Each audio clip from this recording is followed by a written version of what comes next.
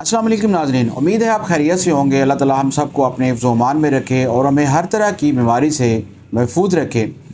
नाज़रीन, आज की इस वीडियो में हम बताएंगे कि गुर्दे के अंदर जो बार बार स्टोन पैदा होता है, नेफ्रोलिथियासिस जिसको कहते हैं, रिकरेंट नेफ्रोलिथियासिस जिसको कहते हैं, कि बार बार गुर्दे के अंदर स्टोन बनता है, उसकी टेंडेंसी होती है, रुझान होता है पथरी बनने का। तो आम तौर पर ये होता है कि जब पेशाब के अंदर मादनियात की ज़्यादती हो जाती है, पेशाब ज़्यादा गाढ़ा हो जाता है, तो वो गुर्दे के अंदर, उसके अंदर जो डिपॉज़िट्स होते हैं वो बैठना शुरू हो जाते हैं और वो इस तरह पथरी को जन्म देते हैं।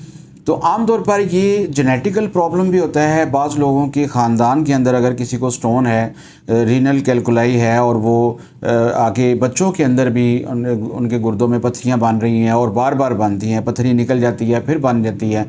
इसी तरह कुछ लोग जो खुराक, ऐसी खुराक खाते हैं जिसमें ऑक्सलेट वगैरह ज़्यादा होते हैं, जैसे पालक, मेथी का साग है, तो सब्ज़ पत्ते वाली सब्ज़ियां ज़्यादा खाने की वजह से भी ऐसा होता है। बहुत सारी मेडिसिन ऐसी हैं जो ये इस मसले को काज करती हैं, उनकी वजह से बार बार स्टोन बनता है। यानी एक स्टोन निकल गया है और उसके बाद दोबारा से स्टोन फार्मेशन हो जाती है। मिसाल के तौर पे वो लोग जो मैदे की एसिडिटी को ख़त्म करने के लिए, हाजमे को बेहतर करने के लिए कुछ मेडिसिन खाते हैं, तो वो इस चीज़ को काज करती हैं।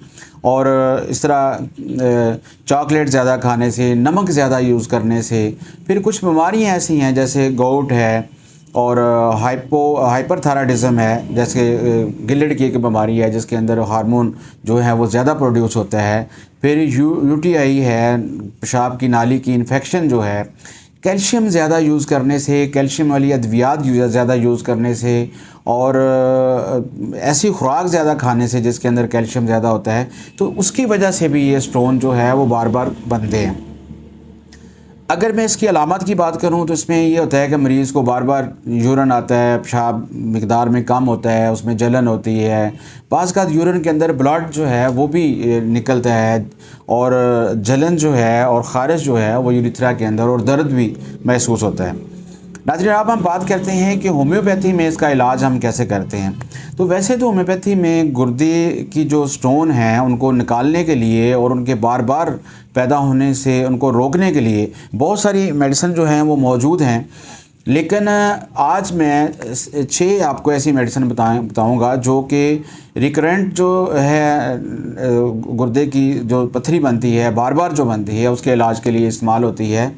एक बैसिलस जो मोरगोन है, ये एक बहुत ज़बरदस्त मेडिसिन है, नसोल्ड मेडिसिन है, जो कि गुर्दे की स्टोन की टेंडेंसी को रोकती है और उसको ख़त्म करती है।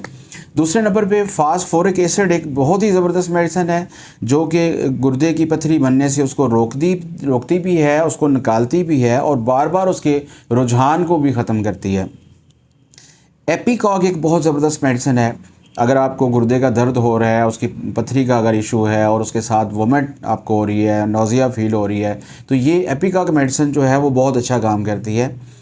फिर क्लकीरिया कारब एक ऐसी मेडिसिन है जो कि स्टोन फार्मेशन को रोकती है और उस बार बार उसकी टेंडेंसी को रोकती है और स्टोन फार्मेशन नहीं होने देती। फास्फोरस एक ऐसी मेडिसिन है जो कि गुर्दे की पथरी को बनने से रोकती है, गुर्दों पे इसका बहुत अच्छा इफ़ेक्ट है। और अगर मरीज़ को साथ में वोमिट हो, जैसे ही मरीज़ पानी पीता है उसको क्या हो जाए, तो ये मेडिसिन जो है ये बहुत अच्छा काम करती है। सेनेसियो एक बहुत ज़बरदस्त मेडिसिन है इस मसले के लिए, गुर्दे के इस पे ऊपर इसका बहुत अच्छा इफ़ेक्ट है और ये पथरी की टेंडेंसी को रोकती है और उसको कम करती है, स्टोन फार्मेशन नहीं होने देती। ये सारी मेडिसिन जो हैं आप इनको 30 पोटेंसी के अंदर ले सकते हैं। 30 पोटेंसी से लेके 200 और 1 M पोटेंसी तक यूज़ कर सकते हैं। जिस मेडिसिन की अलामत हों, अगर आपके अंदर एपिका की अलामत हैं या फास्फोरस की अलामत हैं या क्लकीरिया कारक की अलामत हैं, तो वही मेडिसिन काम करेगी जो सिम्पटम्स के मुताबिक होगी। तो नाज़रीन, ऐसे अफराद जिनके गुर्दे में पथरी बार बार बनती है वो ये वीडियो ज़रूर देखें, इंशाल्लाह उनको ज़रूर फ़ायदा होगा।